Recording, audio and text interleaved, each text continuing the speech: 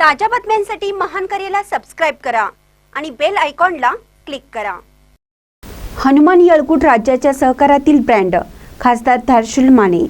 हातकणंगले तालुक्यातील हनुमान येळगुड दूध संस्थेचा 58वा वर्धापन दिन उत्साहात साजरा झाला। राज्याचा सहकार डळमळला तरीही ग्रामीण भागातील हनुमान येळगुड दूध संस्थेने आपला नावलौकिक टिकून सलग 58 वर्षात दैदिप्यमान कामगिरी केली। त्यामुळे हनुमान येळगुड दूध राज्याचा ब्रँड असल्याचे प्रतिपादन खासदार धारशिल माने यांनी केलं। सद्यस्थितीत सहकारातील काही अपप्रवृत्तींमुळे जे घडू नये ते सहकारात घडल्याने सहकार डळमळला आहे।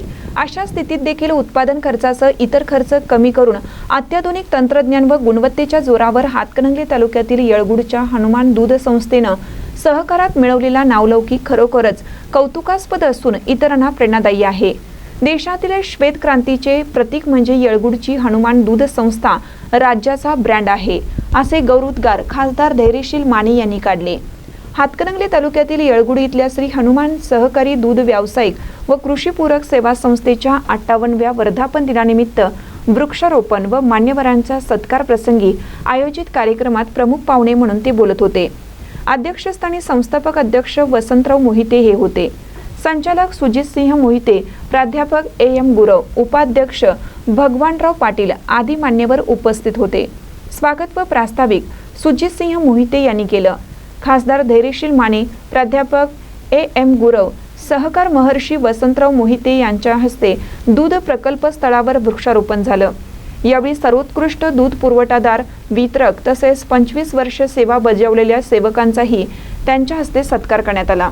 जनरल मॅनेजर श्रीकांत सरनाईक यांनी सूत्रसंचालन केलं तर भगवानराव पाटील यांनी आभार मानले। महानकर न्यूजसाठी सुनील घुनके, येळगुड। तसेच उपस्थित वैश्यन भगवानराव पाटील साहेब, जवाहर कारखान्याचे वैश्यन आबा, शिवाजीदादा, संजीव पाटील, बरेच मान्यवर लोक आज आलेले आहेत आणि येळगुड, रेंदा, उपरी, रेंद्रेवाडी, निपाणी परिसरात हे सर्व या ऑडियन्सला बघून मी जर कोऑर्डिनेट करत असेल तरच माझे सर्व अवयव मला सहकार्य करतात, अन्यथा मिसमॅच व्हायची शक्यता असते। पण हे खऱ्या अर्थानं एक दिव्य काम होतं, ते आदरणीय मोहिते साहेबांनी त्या काळामध्ये या ठिकाणी हातामध्ये घेतलं आणि ते यशस्वी करून दाखवलं।